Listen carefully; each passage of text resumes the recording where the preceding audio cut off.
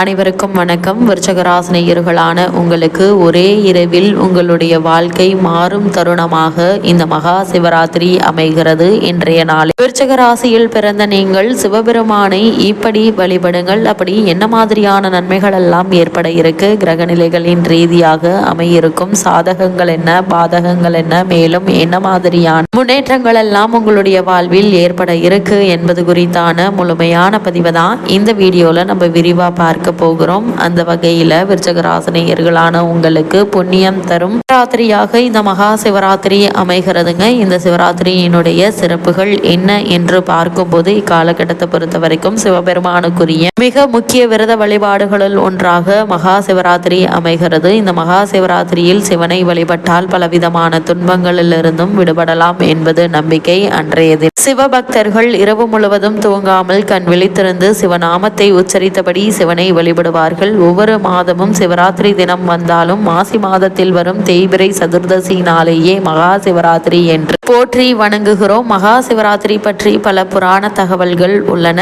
அந்த வகையில் முதலாவதாக பிரளய காலத்தின் போது பிரம்மனும் அவரால் படைக்கப்பட்ட அனைத்து ஜீவராசிகளும் அழிந்துவிட்டன. இதையடுத்து அன்றைய இரவு பொழுவதில் பார்வதி தேவி சிவபெருமானை நினைத்து பூஜை செய்தார். 4 ஜாமங்களிலும் இரவு முழுவதும் ஆகம விதிப்படி அர்ச்சனை செய்தார் அம்பிகை. இவ்வாறு சூரிய அஸ்தமன நேரம் முதல் மறுநாள் சூரிய உதயம் வரை பூஜை செய்த காலமே மகா சிவராத்திரி என்று அழைக்கப்படுகிறது. இந்த பூஜையின் முடிவில் பார்வதி சிவபெருமான் காட்சி கொடுத்தார்.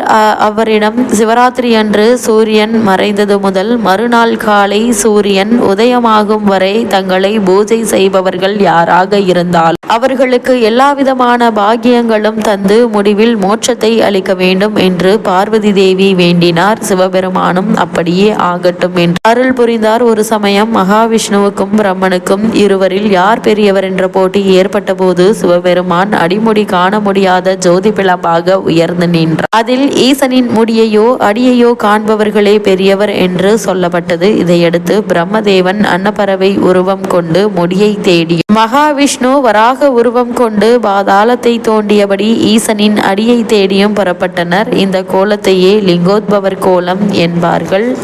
அதே போல இக்காலகட்டத்தை பொறுத்த வரைக்கும் மகா சிவராத்திரி நாளில் தான் இந்த திருக்காட்சி காண கிடைத்தது என்று கூறப்படுகிறது. அதே போல் ஒரு காலத்தில் கிருத யுகத்தில் துர்வாச முனிவர் தனக்கு மகாலட்சுமி அளித்த மாலையை இந்திரனுக்கு கொடுத்தார். அதை இந்திரன் தன் வாகனமான ஐராவதத்தை வாங்கச் சொல்ல யானையோ அந்த மாலையை அலட்சியமாக வாங்கி காலில் போட்டு மிதித்தது. இதனால் கோபமடைந்த துர்வாச முனிவர் இந்திரன் தன் செல்வத்தை இழந்து போவான் என்று சபித்தார். செல்வத்தை இழந்த இந்திரன் பிரம்மதேவனிடம் சென்று முறையிட்டு இழந்த செல்வத்தை பெற முயற்சித்தான். அதன்படி இந்திரன் பூஜித்த காலமே மகா சிவராத்திரி என்கின்றார்கள். அதே போல தேவர்கள் அமிர்தம் வேண்டி மந்தார மலையை மத்தாகவும் வாசுகி பாம்பை கயிறாகவும் கொண்டு பார்க்கடலை கடைய முற்பட்டனர். ஆனால் தேவர்களால் பார்க்கடலை கடைய முடியவில்லை. எனவே துணைக்கு அசுரர்களை அழைத்தனர். அசுரர்களும் தேவர்களும் சேர்ந்து திருப்பார்க்கடலை கடைந்த போது ஆலகாலம் என்ற கொடிய விஷம் வெளிப்பட்டது. அதன் சக்தியால் அனைத்து உயிர்களும் வெப்பத்தில் துன்பப்பட்டன. இதை கண்டு பார்வதி தேவி பரமேஸ்வரனிடம் முறையிட்டார். உடனே பரமேஸ்வரன் அந்த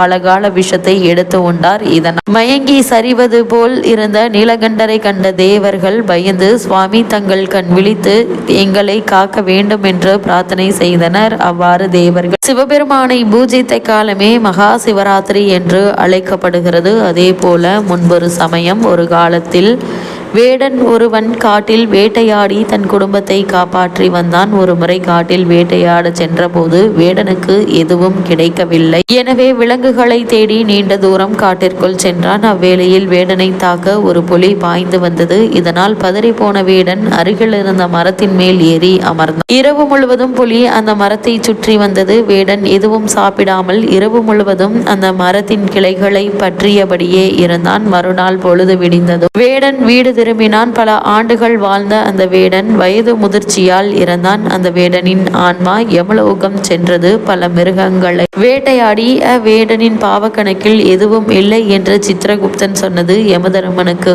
அதிர்ச்சியும் ஆச்சரியத்தையும் அளித்தது. வேடன் செய்த புண்ணியம் என்ன என்று பார்க்க முன்பு புலிக்கு பயந்து வேடன் ஏறி அமர்ந்தது வில்வ மரமாகும். அன்றைய தினம் மகா சிவராத்திரி. பயத்தில் கைகள் நடுங்க கிளைகளை பற்றி இருந்ததால் அந்த நடுக்கத்தில் வில்வ இலைகள் உதிர்ந்து கீழே விழுந்தன. வில்வ இலைகள் விழுந்த இடத்தில் ஒரு பழமையான சிவலிங்கம் மண்ணில் புதைந்திருந்தது. மகா சிவராத்திரி என்று சாப்பிடாமல் வில்வ இலைகளால் சிவலிங்கத்தை அர்ச்சனை செய்த புண்ணியம் வேடனுக்கு கிடைத்தது என்பதை யமதர்மனும் சித்திரகுப்தனும் அறிந்தனர்.